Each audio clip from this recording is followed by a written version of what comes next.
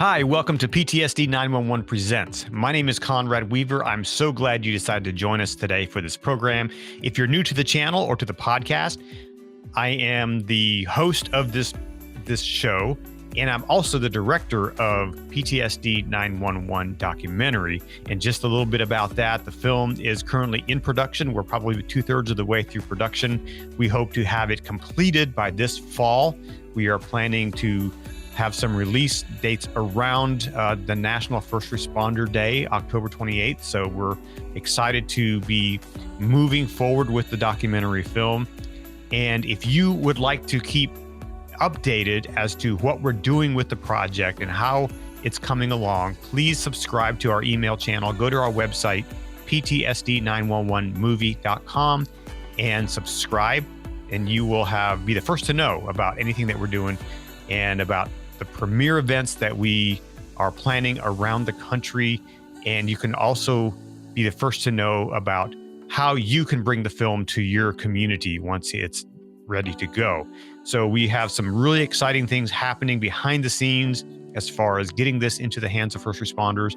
And so I can't wait to share those things with you. And so if you sign up for our emails, you'll be the first to know on those things, and you'll keep informed about what we're doing. Also, if you are on our website, please consider making a contribution toward our film. Many of you have already done that, and we really greatly appreciate it. However, we need to have more of you jump in, even if it's just $5 or $10 or $100, whatever you can give.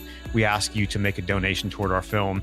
Right now, we are needing funds to be able to move forward and to get to where we want to go. We're also really excited about our sponsors that have come on board. We just recently announced that the National Fraternal Order of Police has come on as a sponsor, and they join the National Alliance on Mental Illness and the International Critical Incident Stress Foundation as our primary sponsors for the film project.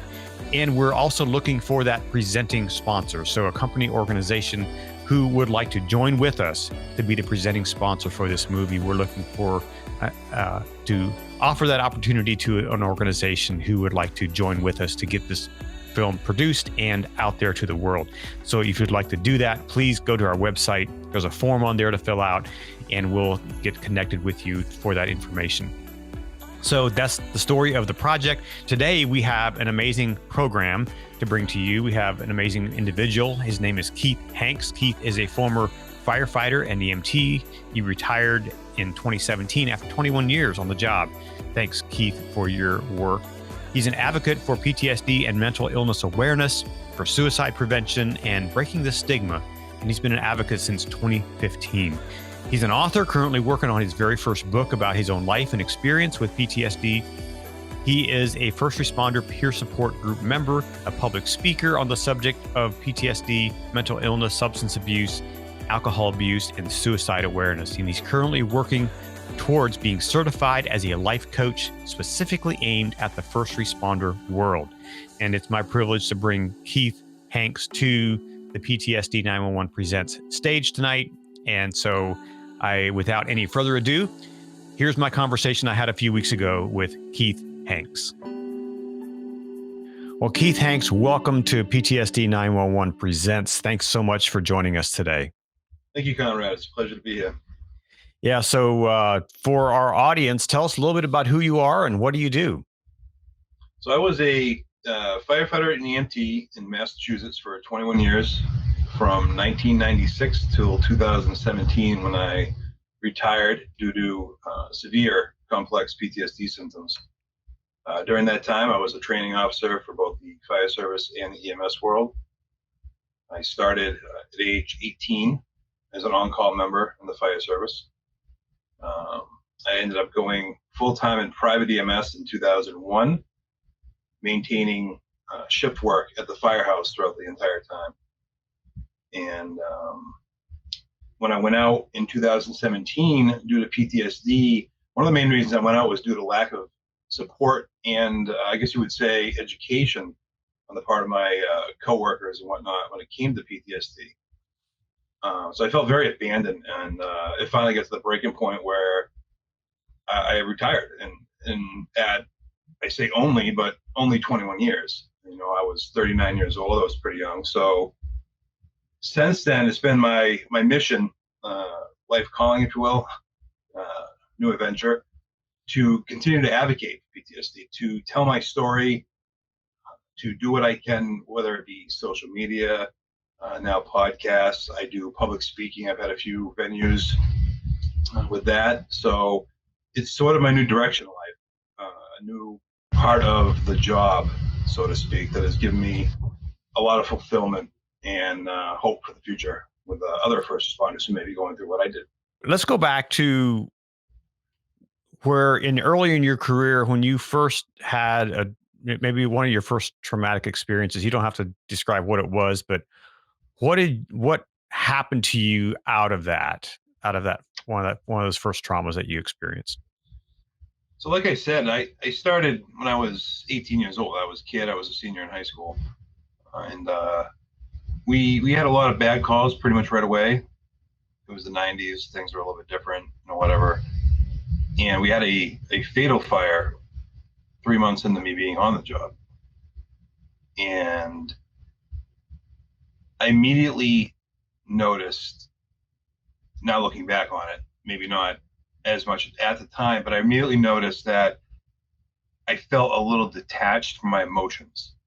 Hmm.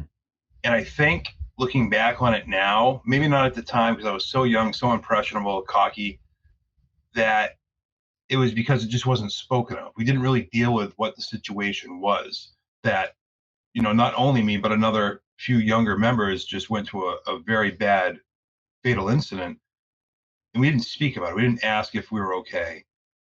And I found myself kind of removing myself from certain emotions so I wouldn't feel them. So I would say right from the beginning, right from almost, first time on the job, I can remember things changing. And that's so young. I mean, 18, 19 years old. I mean, Yeah, scientists have said, your brain's not finished developing yet. it And isn't. you're facing these horrific scenes and carrying that weight. It was a lot. And I always tell people when we talk about that incident, it's one of the incidents I actually speak of in the beginning of my presentations.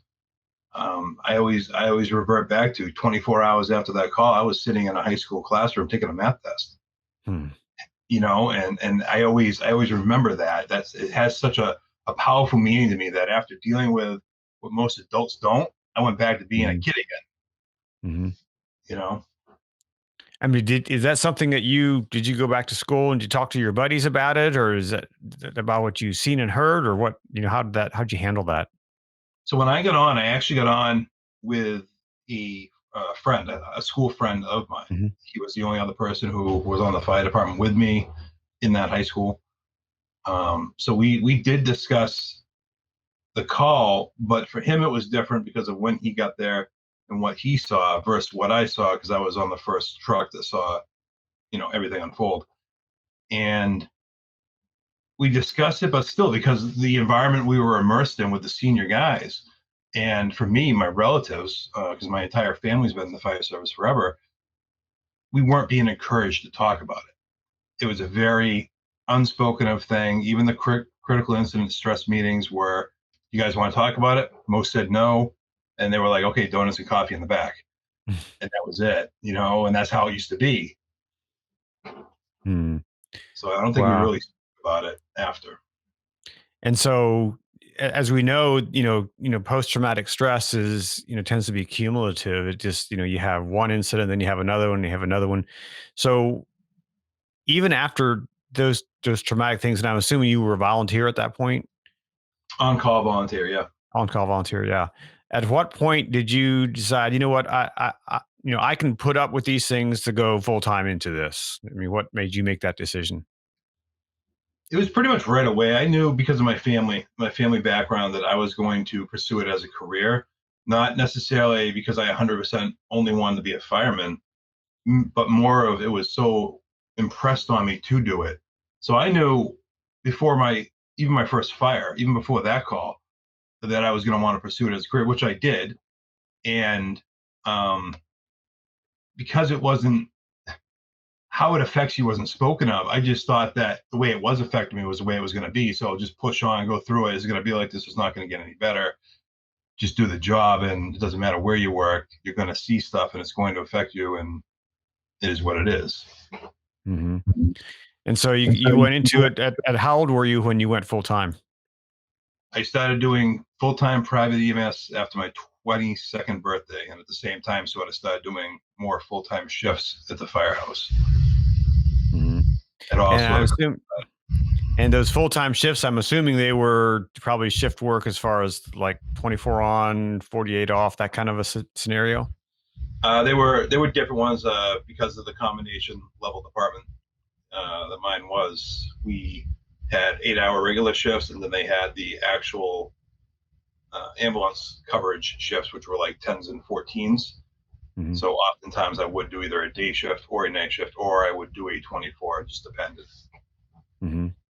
So back in your academy days, what kind of training and teaching did they provide as far as mental health? In the 90s, nothing. It was sort of assumed that everybody knew they were going to see bad things, and we all did, but they didn't actually train you to be aware of what you may need to do once you see bad things. That wasn't really taught back in the mid to late 90s. And since then, once you get on, you get involved with, like I said, the critical incident stress meetings. So then you learn that there are resources, but even back then, it wasn't really pushed on you to go or to get involved.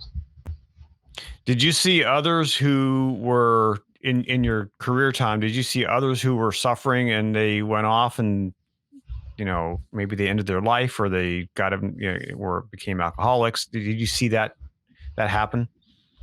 A lot, unfortunately. Not only does alcoholism run in my family, and I've been personally witness to it, the job itself, the departments I've been members of, there have been several that have self-medicated. And these days, further into the job, where I've been at the last, say, 8 years or so, I know why they're doing it.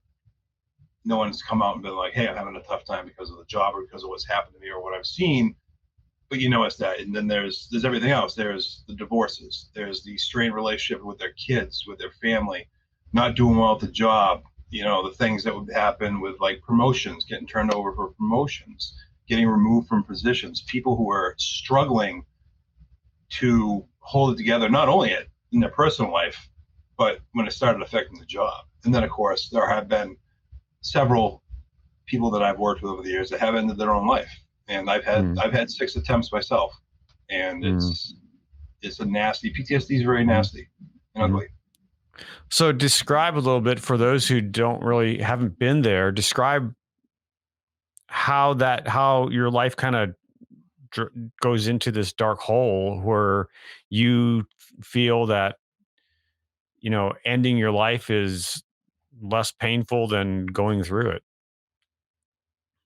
Conrad, I always tell everyone that anyone who is suicidal doesn't actually want to end their own life. You just want the pain to go away. And for me, that couldn't have been more truer. I didn't really want to die. I didn't want to exist. I didn't want to be around because of how much pain I was in. And like you said earlier, it's cumulative. I had childhood trauma before I even got to the job, which is very common, we're finding. And once the job started, hitting me, taking punches at me, it just started building up. And, bad moods become bad habits, become bad behaviors, which eventually becomes the personality you portray, and you live it and you believe it. And so when you get so down a dark tunnel that you feel that there is no hope, there is no coming out as, oh, this is just horrible, this is the way it's going to be forever, I can't be fixed, I've gone to a psychiatrist, they can't help me, you become so convinced that not existing is the way that it needs to be in order for this to get better, that it just becomes a mindset. You live it, you breathe it. You become suicidal, becomes your personality. So it's not just when you have a plan, you become suicidal 24/7. You live it, you breathe it, and it's comfortable for you because it's almost being safe to be in that mindset. So how do you dig yourself out of that? Lots and lots of ladders and lots of attempts and failures. It's excuse me. You have to try different things, and a lot of people are looking for that magic pill. A lot of people are like, just fix me. I want to snap your fingers, rub that lamp, whatever it is, and it doesn't work that way. You forget And how long it took to get you there, right? right, And right, it's going to take some time to get out of that. it takes a lot of work. It is my struggle. We'll call it a struggle at first, but my fight to get out of what I was in was harder work than any call I've ever done, than any fire I've ever been in, than any training I've had to do. It was a full commitment of everything right up to my soul. And it's a matter of these days where we're starting to educate people is a matter of making sure the resources are known, making sure that people are supported, and hey, there are these for options for healing. And I went through everything from your regular, psychiatry appointments, counseling. When I was 24, my first wife was killed in a car accident, so I went to specialized like widowers counseling. Um, and the whole time, I was keeping things in. I wasn't being honest with anyone. I wasn't being honest with myself. I wasn't being honest with therapists. So we were sort of skimming the top of what was, Keith Hanks's traumas, which I wasn't alluding to all of them. I told no one about my childhood stuff until I was almost 38 years old. And I went through all the different modalities. I tried different things with inpatient therapy, being hospitalized. I had electroconvulsive shock therapy done, which broke one of my depressive cycles, but caused other issues. And in the end, after all the trauma work I did, 5 years of trauma, one-on-one trauma therapy, in the end, and this is in the last 18 months, I had to really sit down with my emotions, sit down with my feelings, and be honest with myself, and be honest with what happened to me, how that felt, what happened to me, the calls, the personal stuff, the loss, the deaths, the job loss, the financial, everything that ever happened. I had to get really honest with myself. And that's when I really started making leaps and bounds with getting better and having a more positive personality, and not being necessarily PTSD Keith, but being post-traumatic growth Keith. And that's when it really all came together. It was when I practiced mindfulness, I started meditating, I started living in the moment instead of looking back at the past or fearing the future. And for me, that's what really got me going, and what has continued to keep me going. Do you think that fear plays a big role in being willing to tell your story to someone or to reveal some dark thing that's from the past? I get asked all the time how I'm able to stand up in front of people and talk about everything from my childhood to losing my first wife to losing my kids to everything. I get asked how I do it. And it all comes down to just owning what happened to me. And for a long time, I didn't admit a lot of what happened to me or what I went through because of fear, because I was afraid of what could happen next. What's the next change? What's the next thing that's going to happen to me? How am I going to feel if I talk about this? Is it going to ruin my life more? So there is a fear, I think, but I think there's also, and I think that's really what the stigma is that it's a fear of the unknown. And it's unknown because a lot of us and a lot of people who still aren't educating ourselves on it. And so there's this fear of what's going to happen if I don't have this comfortable state of mind, where I put myself in this depressive PTSD mindset, this trauma brain. I'm living in that. What's life like not living like that? I don't know what life's like not living like that. That's scary. So there's definitely fear. So how do you push through that fear? You have to find your inner strength and your reason. And for me, I thought I'd gotten to a really good spot come 2019. Me and my current wife finally decided that we were going to have another child after years of being told we couldn't because of my wife's medical conditions. And we were given the go-ahead to do so. And we had a child in August, or July rather, of 2019. And it was a really bad pregnancy. My wife almost died. We almost didn't have my daughter now, Riley. And it caused, and I wasn't aware of it because I was so confident in myself at this point. I wasn't aware of what was happening. I downward spiraled and I hit what became my ultimate rock bottom. And in December 2019, I had my last suicide attempt. Mm. You know, and it wasn't until then, and this is why I'm convinced, and I never say everything happens for a reason. I'm not a big fan of that saying, but we are all at where we need to be because that's where we need to be. And I'm 100% convinced that that night had to happen for me to find my strength. I hit rock bottom. There was no more further down I could go. The only way I could go was up. And I did. It was very slow. I wasn't happy with the progress for a very long time, but I found my strength. I found my reason, and it was to live. It was that, okay, at this point, I've tried everything to not be here. Let's try being here. Let's try living. Let's try finding that reason. And I have, and I continue to do that. What are some of the things you do? What are some of the resources that you use to keep yourself on that path? So one of the biggest things I have found in the last, I would say year is getting out. And I know that sounds very kind of corny, very simple, but a lot of living mentally healthy is simple. It's very simple. It's not easy.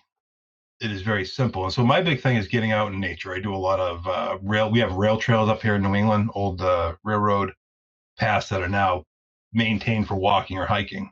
So I do a lot of that. I go out I have a dog. I walk him all the time. When the weather is nice, I take my daughter out. Being out in nature and getting sort of having nothing big going on is key. You got to slow everything down. So that's one of my biggest things. And like I mentioned, I practice mindfulness and meditation all day, every day. I'm to the point now where I'm grounding and meditating as I'm walking. It's just how I keep myself at peace. And the biggest thing for me is it is hard as a first responder. As first responders, we're fixers, we're helpers, we take care of others, we ignore our needs. Even as a family man, you tend to forget that you also have needs. You have to take care of yourself.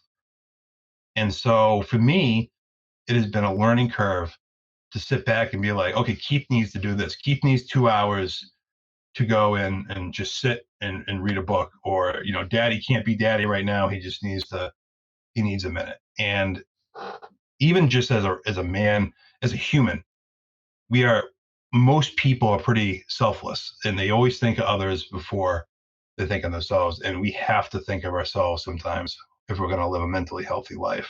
And so that's what I really try to focus on is being there for my family, but also being there for me. I have to be there for me or I'm not going to be there for my family. Mm-hmm.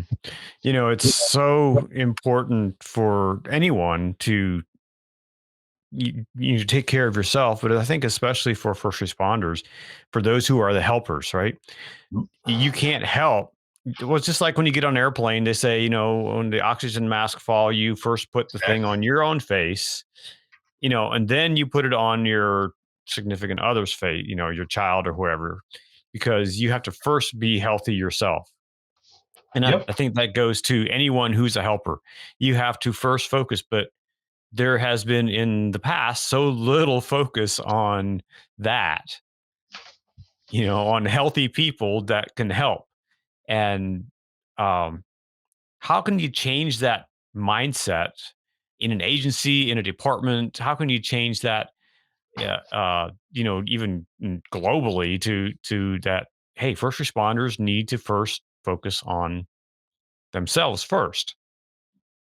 I think the biggest part is getting people to talk about it, which is why in the last 8 months I have focused on trying to become more of a speaker. I've networked with other speakers who are on a more national platform at this point to try to get to that point myself because I really truly feel, especially in the first responder world, that if more and more of us are telling our story and getting out there the real nitty gritty ugly stuff that no one wants to really hear, but it's helpful, more people are going to be apt to want to talk about it, not necessarily out in public, but they're going to want to talk about it with their family. They're going to want to talk about it maybe with a therapist, maybe with a counselor, maybe they'll look and see that, hey, I do have some stuff. I am not a superhuman. I am a human being, just like everyone I try to fix. And that's one of the tough pills is that we get, call it egotistical, but we get this mindset that we're invincible. Mm. We see guys die, men and women die in the line of duty, and it's like that's part of the job, but we don't think about the other part. We don't think about what we're seeing and subjecting ourselves to on a daily basis. And I think if more people, and it's starting to happen, if more people can talk about this in a public way, it's going to encourage others to be like, okay, it's okay for me to go and go to my chief and be like, hey, listen, I've been having some issues. I'm drinking every night, whatever it is. And that person's going to be able to get help. And maybe one out of 100 people, maybe one person on an entire department, but it may encourage that one person to get help. And I really, truly think that's what we need to do is just keep talking about this as much as we can. Hmm. So how do you keep from going back to some of those dark places in your life? So PTSD is a repetition thing, I guess, like a routine. It becomes a routine. It's like I mentioned earlier, it becomes a personality. It's what you portray. And it's because of unchecked trauma and unchecked uh, mental illness or whatever it is. And so, because you keep practicing that way, it becomes what you do. And so, the same thing is in reverse when you start to heal. So, for me, one of the things I had to change was a lot of the negative people I was around. Mm. The people that were of the suck it up, buttercup mentality, people who were negative or maybe even a little hostile, whatever it is. There was a lot of people I sort of had to remove that just weren't helping my mental well-being, who weren't either accepting of it, who weren't encouraging of me to be more positive. And so you have to break out of your comfort zone.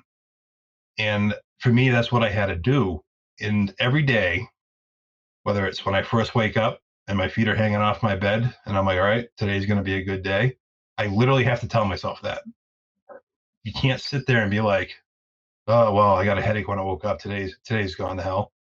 You have to really get in that mindset. It has to become a behavior, it has to become a routine, and you truly got to live by it like you did with everything else so far in your life. We're creatures of habit. And first responders are, they live a very disciplined and regimented lifestyle when they're on the job, and it carries into their personal life. We eat when we're told to eat, when we can eat. We work certain hours, we do certain things the way we're told to do them. We live a certain way when we're at the firehouse, whether it be the way you make your bed, the way you sit in a room, whatever it is. And that can all be transferred to bettering our life in a more healthy way mentally. It's all about better, healthier routines. And it's not easy. It is very simple, but it is not easy. Hmm. So you mentioned about getting away from people that are kind of that negative influence on you. How important is it to build relationships with people outside of the first responder community? It is very important. I am finding these days that it is very important. It's very difficult, and I struggle with it. Again, I grew up in the fire service, my family. So growing up, my as a little kid, my babysitters were all fit, firefighters' wives or daughters or sisters. So all I knew was a firehouse. I knew that mentality. I knew, that the tough as nails, nothing bothers me sort of way. And for me, I always struggled up until recently of establishing any relationship that was outside of the first responder world. And that's not very uncommon. Hmm. And so in recent times when I've been given the opportunity to explore those relationships that aren't based solely on what we do for work, that are more based on who we are as a person, that was very unfamiliar territory for me, and I did struggle with it. And some of the relationships didn't work out, and it's I am finding that it is very important because it gives you more perspective. You Hmm. get to see how other people live their lives that's not dictated by the job. And the job does dictate your personal life. I still Hmm. am trying to slow down the way I eat food. I still finish before everyone in my family. Me, my wife, and my daughter will sit down for dinner, and before anyone takes a bite, I'm halfway down my plate. Hmm. And it's that repetition of behavior from the first responder world that becomes kind of what all we know.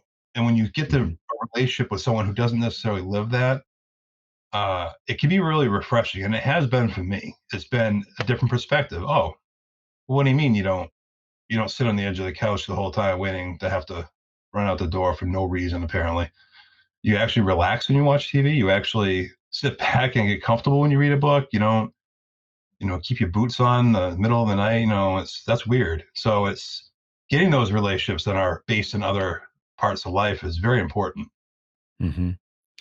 So, it's just interesting hearing some of these things that I didn't even think about. Eating food fast and all that stuff, and I've seen that because I've spent time in firehouses. I've seen that, but Yep. that's a kind of a different perspective just as a civilian, and hearing that. What do you do in your daily routine that you wish you would have known prior? Honestly, it's the honesty, Mm. and not to say that I was dishonest. Mhm. I don't consider myself a liar, but I did lie to myself for a very long time over what was happening to me. And if I could go back and change one thing, that would be it. Hey, just go back to my 18-year-old self and be like, be honest with yourself. Like if this isn't sitting right, let's deal with it. And that was a lot of, and it is a huge downfall for a lot of people who end up going down the PTSD wormhole. Is Mhm. that you're not honest? And I said it before, and I really wish I had been, because maybe I'd still be on the job. I don't woulda, coulda, shoulda anything. Mhm. I know I'm where I'm at in life for the reasons I have to be. However, I am also of the mindset that careers that are definitely cut short because of what PTSD can do, and mine is an example of Mhm. Um, I had a great question that just floated through my brain. that. Let me see if I can reel it back in. Um, that happens. I'm getting older, I'm so the that same way. happens. I'm the same way. In one ear out the other. It's like a soup strainer. Yeah, it is. I was like, yeah, I should have kind of made a note for myself. It was really good. Let me just think here. I can edit all this out. Um,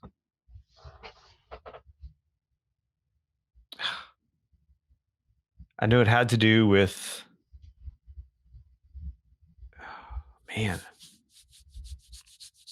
It drives me nuts when I do that. I It know, me happens. too. It's crazy. It's crazy. Um, so in your world now, so what's your focus, and what do you really want to accomplish? In your speaking, in your advocating for mental health and wellness. What do you want to accomplish, and what do you see needs to be done?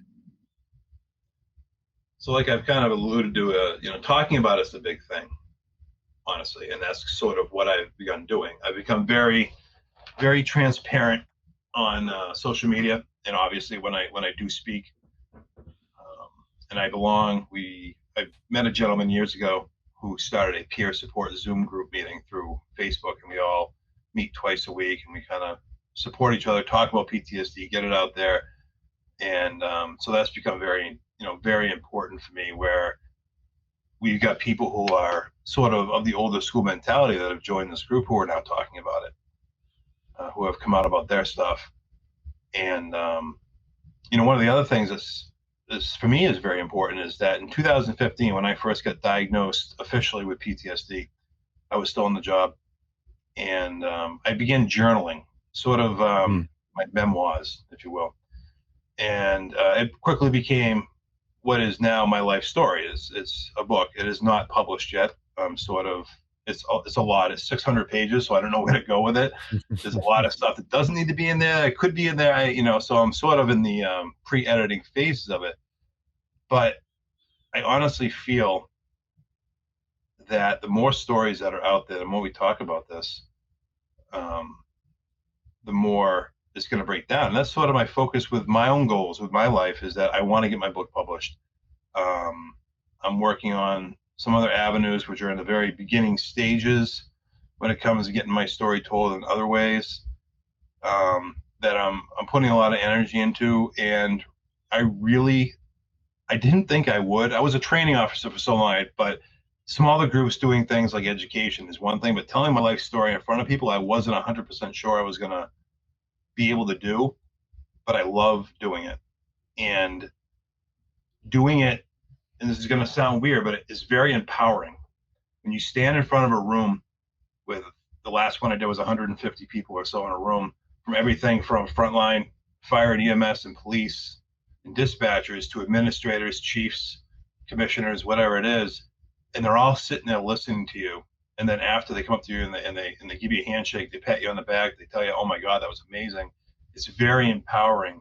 And so there's almost, I dare call it a selfish aspect to it, where it makes me feel very good. It gives me another, now that my time as a frontline firefighter and EMT is over, it gives me another purpose to help the first responders, to be able to still help my brothers and sisters. And so that's kind of what I'm trying to focus my energy towards this day, is to grow that in whatever capacity I can. Hmm. You mentioned purpose.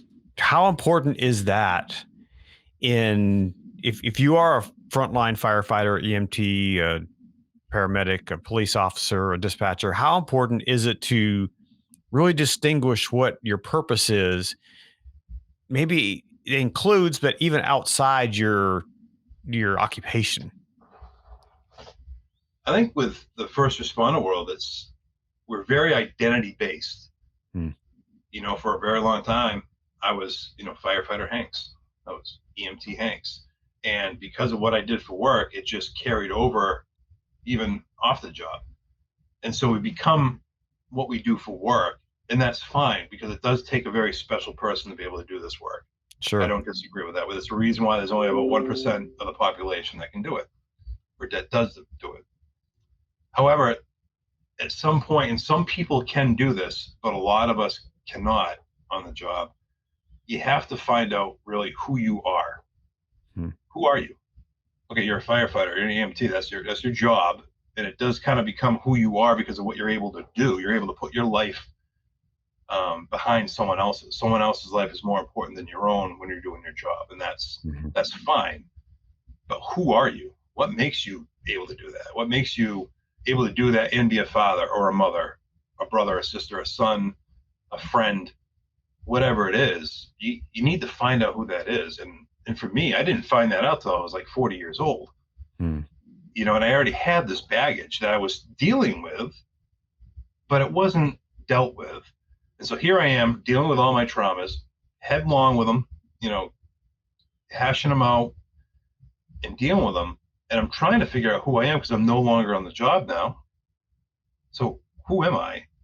So it's a lot. And, the best advice I can give someone is, you have to really start thinking about who you are. Why are you able to be a firefighter? Why are you able to be a cop?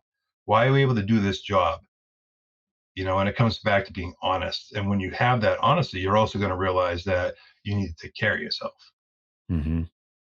I've been doing a lot of study on the whole thing of purpose, and when one lives a life with purpose and you discover that purpose and you begin living that, the scientific evidence says you have you lower your risk of Alzheimer's disease, Hmm. you lower all these other things, you lengthen your life expectancy, you're happier, you're more well adjusted. Perhaps this whole thing is a problem of purpose and identity.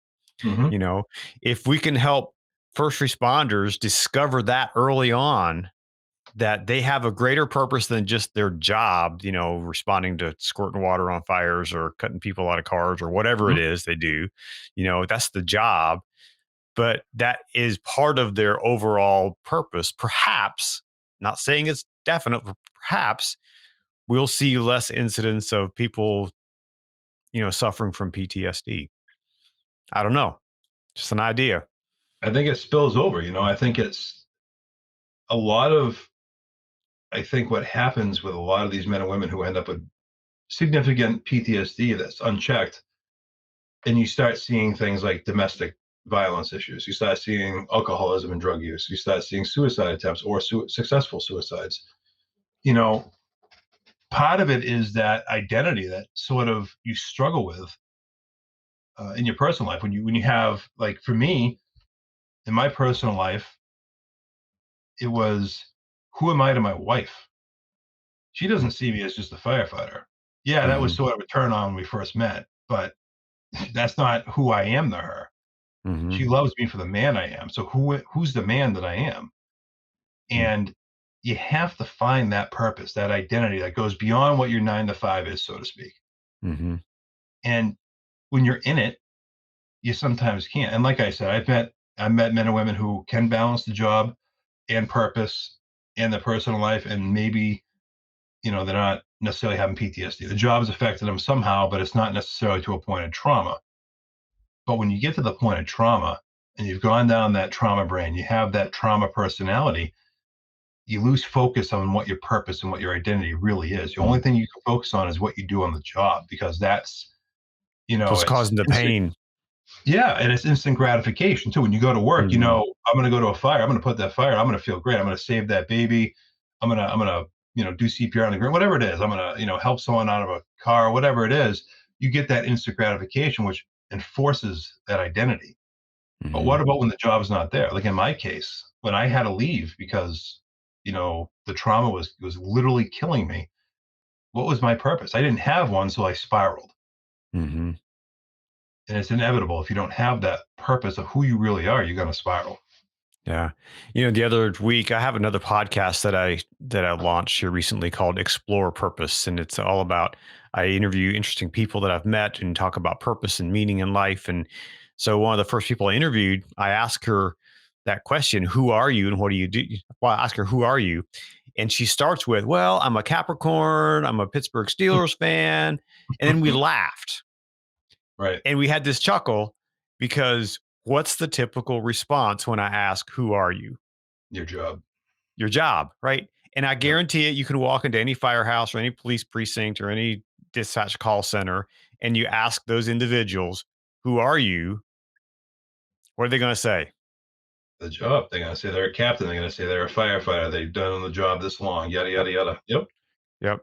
And so there is part of the issue when, and I've talked to people who have retired, like yourself and others, who are lost. And it's beyond even first responders. It's other people too. I have a friend who retired recently from, from a government job, one of those three-letter agencies that he worked for many, Mm. many years.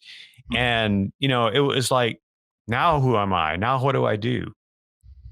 I did this for so long, and I think I go back to saying, if we can discover what that purpose is, who we really are, what we're created for, then I think we can better get through life, and we're not just focused on, I am a firefighter, I am a filmmaker, I am whatever it is that you do. It's a bigger story because everyone wants to be a part of something bigger than themselves, right? Yep. Yep. Yeah, that's what we're made for. And if we can discover that and what that thing is, then it gives us more satisfaction and gratitude, and perhaps can help us through some of those darker times that may come up. I think it's important to be able to truly face, who you are, to be able to look at, why am I, a firefighter? Mm. Look at the job. Why do I do this? And So for why me, why did I mean, we talked about this earlier, but why were you a firefighter? honestly, because we have the whole family thing, but then by the time I went to become a firefighter when I was 18, I had already, like I had said, had the childhood stuff. So at that point in my life, I looked at the job and what it could do to me, including ending my life, whether it was, line of duty, whatnot. And it wasn't as scary what I had already been through. And it's not to necessarily Mm. be like, oh, I got this. But with what I had gone through as a child and the way my life had been up to that point, I looked at the firefighting field and what I was going to do in the ambulance eventually. Is it had nothing on what I had already been through. And that's really Mm. why I felt I could do it, because it was like, what could it do to me? And then I got on and I realized, wow, there's some really bad things that happen in the world. And, it really kind of added to it. So, it's Mm. being able to talk about it is key. And I'm a big guy. I'm 6'5". I'm about 270 pounds. And so when I get on stage and I start talking like real emotional stuff and I start coming out about the skeletons in my closet, people are like, whoa, Mm. like they don't expect it, and Hmm. and that's kind of why I do it, because we are a society where image counts. Hmm. And when you can take someone, I'll put myself up there on a pedestal for a minute.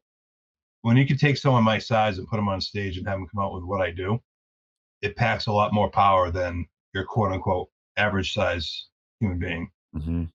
And I have found that it has made an impression on a lot of people. And that gives me more and more purpose. It gives me Mm. more and more encouragement to keep doing it. And I'll use my size. I've used my size my whole career. I was always, as a bigger guy, you always get tasked with a harder job. So hey, I'll Sure. use it. I'll use my persona and the image that I look like from the outside as a Hmm. way to portray my story and get it out there and help more people.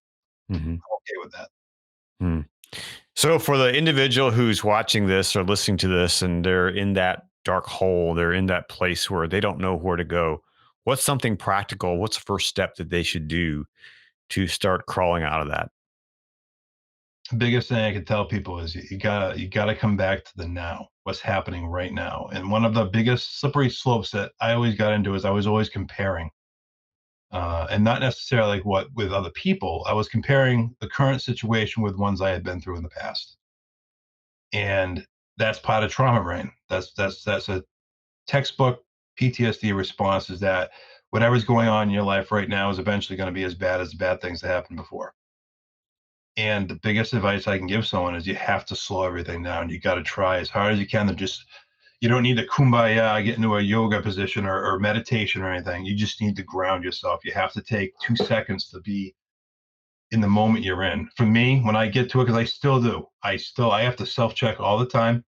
I'm going to have PTSD the rest of my life. So I'm going to have to keep the balance the rest of my life. When I get to that point, I literally, and I reference Die Hard. If you remember in Die Hard, he's on the plane and he doesn't like flying. And the guy's like, hey, when I get to where I'm going, I take my shoes and my socks off and I feel the carpet. Mm. He's talking about grounding. He's grounding himself. And I ground myself probably 2 or 3 dozen times a day. And it's as simple as feeling the ground below you. It is literally all it is. And that's all I do. And once I put myself in that moment, it gets myself out of that death trap essentially of trauma brain. And it's not necessarily a fix. And when you're in the suck, as I like to call it, it's really hard to maintain that.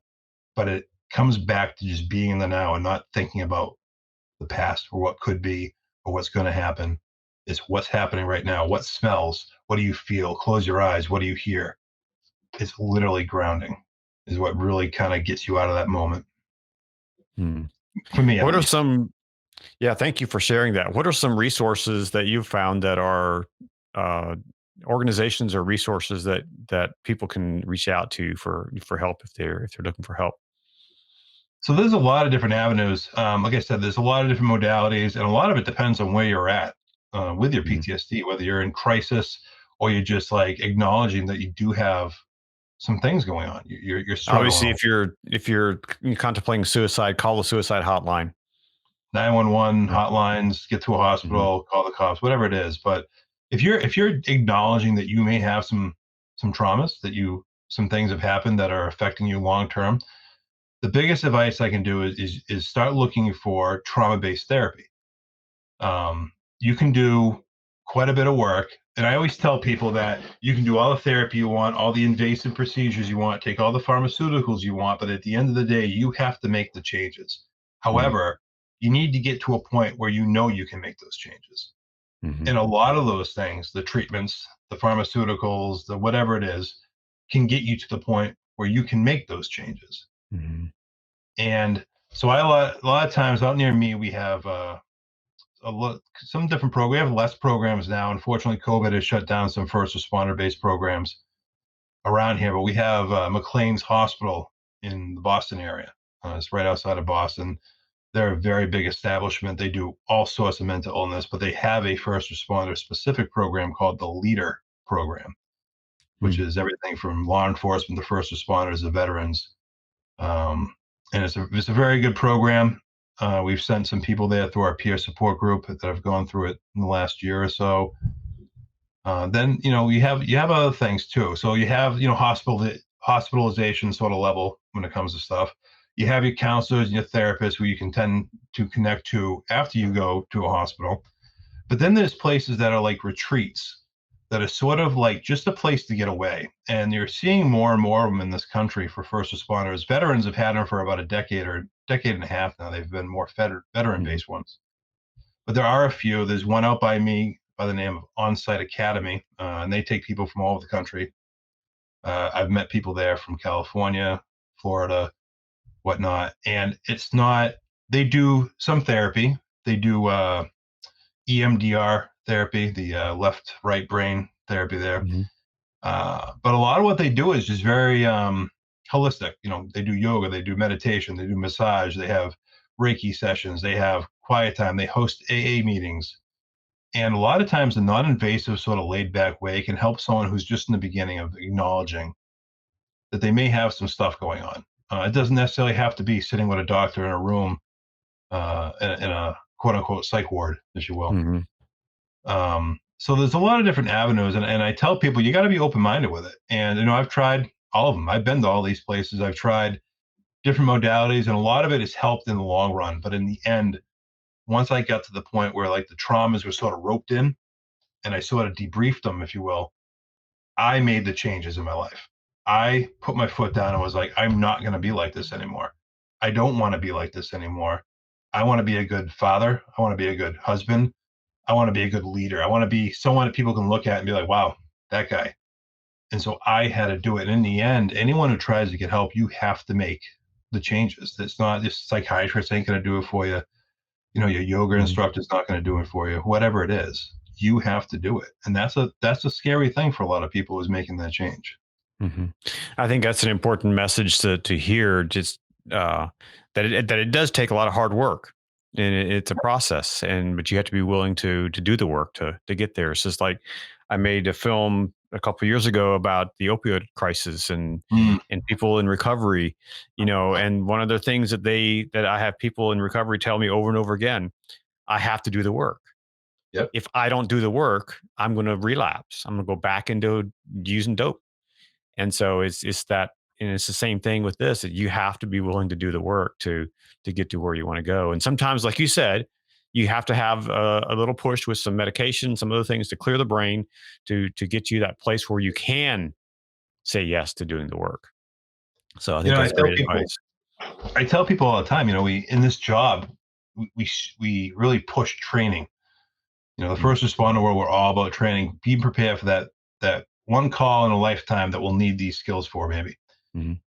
Why aren't we putting such a stronger emphasis on taking care of ourselves?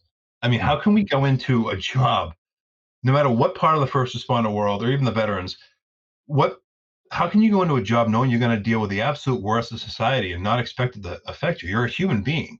I'm fairly convinced that most of society aren't the spawn of Satan, and that most people are in fact good, and that you're human. You're just like the people we're trying to help. Therefore, you're going to be affected by bad things. It's not okay to be okay with going to 6 dead baby calls in a week. That's going to affect you. If you're a human being, you're going to be sad. You're gonna cry about it, or you won't, and it's going to affect you worse. Yeah. So I know you have a couple of groups, some Facebook groups and some Zoom groups that you do. Where can people get in touch with you? Where can people contact you or be a part of any of those groups? So I'm on most of the more major social media platforms, Facebook, LinkedIn, Instagram, and Twitter. And then I started a first responder and veteran PTSD group by the name of PTSD Awareness for First Responders and Veterans back in 2016. We're an international group now. We have, I think we represent 12 countries all over the world. We got about 3,500 members. It's a low-key group. People post, hey, I'm having a bad day. And all of a sudden everyone comes in and is like, hey, what can we do? What can we do? People will private message. So it's like a support network. Since then, I have networked with people who have started their own groups, which is how I got involved with the Zoom peer support. That group is the Sunday group on Facebook, and we run our peer support Zoom meetings twice a week, Thursdays and Sundays, 7 to 9 approximately. Sometimes we're there for 2 hours, sometimes we're there on a very low key night and we ended at like 45. And pretty much anyone in the first responder world is welcome. We do have some nurses and doctors now because of COVID that have joined. And what we always tell people who want to join the Zoom groups is, as long as one of the moderators, who is me or Brian, has some other way to contact you besides Facebook, you can join the group. Like, give us a phone number so in case something happens, we lose a connection with you, you start talking about something really heavy, or you look like you need some more help, we have a way to get in hold of you. But basically, we open it up to anyone, and we have pretty good meetings. We have on the average 12 to 14 people. We've had nights we've had 24, and that gets to be a little much. But we do a lot of good. We try to direct people to get help, to talk about things, and that's sort of what we do now. Is we just kind of direct people. We help those of us who are moderators, have all been through PTSD ourselves, and we just want to help people. Mm-hmm. So we welcome anyone to join. Yeah. Well, I really appreciate what you're doing. Thank you for telling your story, for sharing the struggles that you went through, and thank you now for reaching back and helping others along. I really think that's important too. And I'm sure it's important. You're finding it's important in your own recovery and your own journey to wellness to help reach back and take care of others, I'm sure. Absolutely, it is. Yeah. Really is. And we'll be sure to put all those links in the show notes that if you want to send me those links, I can put them in there. And so people can access that directly here on YouTube and on our podcast page as well. So people can access those links as they need to. So, absolutely. Well, Keith, thank you so much for your time today. And thanks you for being here, and appreciate what you're doing for the first responder community. Conrad, it's been a pleasure. Thank you very much. Hey, thank you so much for watching and listening to the PTSD 911 Presents podcast. I really appreciate your participation. If you would subscribe to our YouTube channel and subscribe to our email list so you can keep up to date on what we're doing with the film and with this podcast show. We have some great additional interviews coming to you in the next few weeks and months. So please stay tuned as to who we're bringing on. And if you have someone that you would like to hear and see on this show, please send me an email and make an introduction. I would really appreciate it. Hey, thanks for watching. Thanks for listening. And I will talk to you again next time on the PTSD 911 Presents podcast.